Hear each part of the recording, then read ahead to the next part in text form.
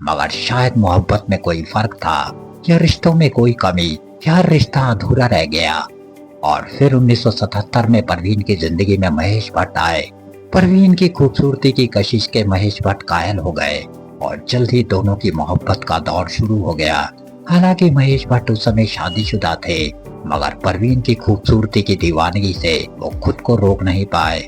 उस समय परवीन बॉबी कबीर बेदी से ब्रेकअप का दंश झेल रही थी।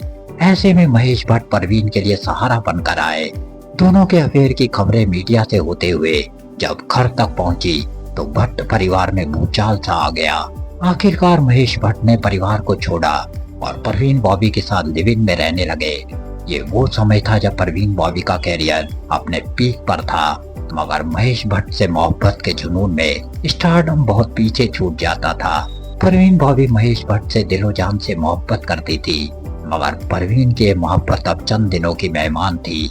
प्रेम की ये छोटी सी दुनिया तहस नहस हो गई जब उनको पता चला कि परवीन बॉबी एक गंभीर मानसिक बीमारी की चपेट में है। जैसे जैसे बीमारी का प्रकोप बढ़ता चला गया, परवीन का व्यवहार तेजी से बदलने लगा। इसके बाद महेश भट्ट परवीन बॉबी को इलाज के लिए अमेरिका तक लेकर गए, मगर परवीन बॉबी लाइलाज मानसिक बीमारी सिजोफ्रेनिया की शिकार हो चुकी थी। नतीजा ये हुआ कि महेश भट्ट परवीन को वैसी ही हालत में भारत में ले आए।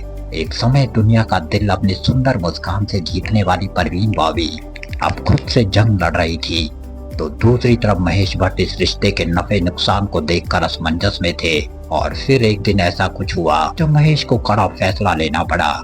एक सुबह जब महेश भट्ट उठे तो उन्होंने अपने कपड़े पहने।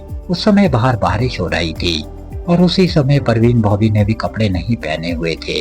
परवीन ने उन्हें एसी बंद करने को कहा। महेश ने एसी को बंद किया और दरवाजे से बाहर निकल गए।